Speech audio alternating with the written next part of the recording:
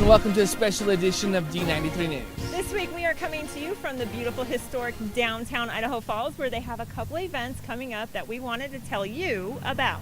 The first is the Awesomeness of Autism fundraiser. That is happening next week. A portion of the sales at participating downtown businesses will go to benefit the autism programs in D93 schools. Now you can find a list of participating businesses on our Facebook page. Now, Flute Day is coming up around the corner from us at Chesbro Music.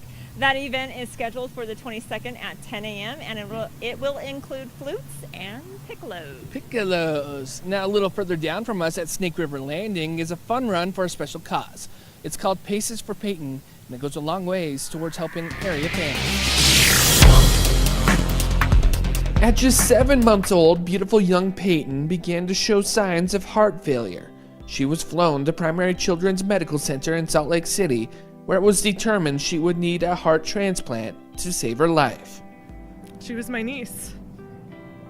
And as a family member, it was hard to see her parents and her down at Primary Children's, which is the local transplant center for this region. Them being there and us as family here not being able to do anything to help them out. So we created Paces for Peyton as a way to raise funds for her family and to help them out with medical expenses that weren't covered by their insurance. Peyton had multiple episodes of heart rejection. One of those episodes was so extreme that she suffered a stroke which left her partially paralyzed. Peyton and her family fought so hard to extend her life, but her body just couldn't keep up. Peyton passed away in August of 2015, but her legacy lives on today. Her loved ones continue to honor her each year by hosting Paces for Peyton. Because a lot of times these kids don't have a voice.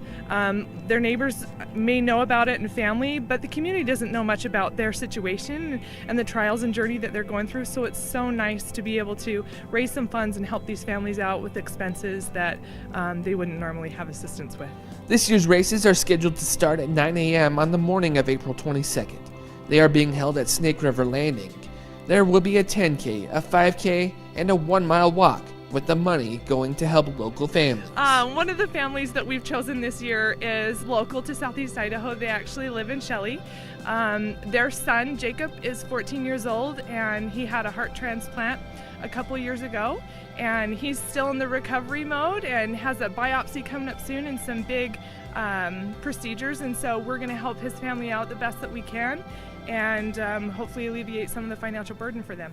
Now, Phil, you recently just became a donor. I did. After shooting that interview, I mean, my heart was saying sign up, and it was surprisingly easy. It took me maybe 5 minutes on my smartphone to do. If this is something that you're interested in, we put a link on our Facebook page where you can become a donor as well.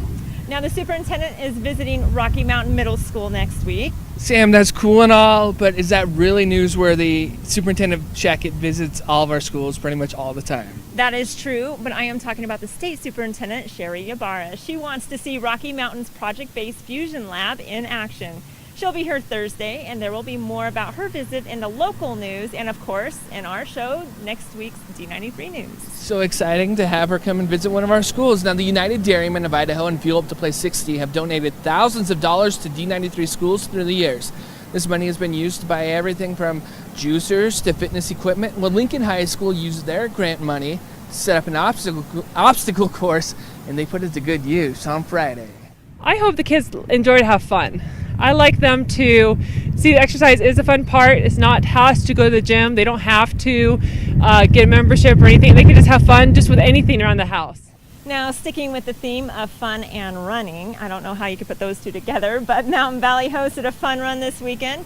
They called it the Spring Sprint, and they hope to make this a yearly tradition. But the money goes to a good cause. It's going to fix up the track that's out there. Yeah, we do have a track out in our back, and over the years, it's really disintegrated. It's kind of dangerous, so we're looking at totally replacing it with a much higher quality track, and so we can get back out there and have the kids out, back out on our field. And they had an excellent showing, a lot of support over at Mountain Valley, and one thing that really stood out to me is that spring has arrived here in eastern Idaho.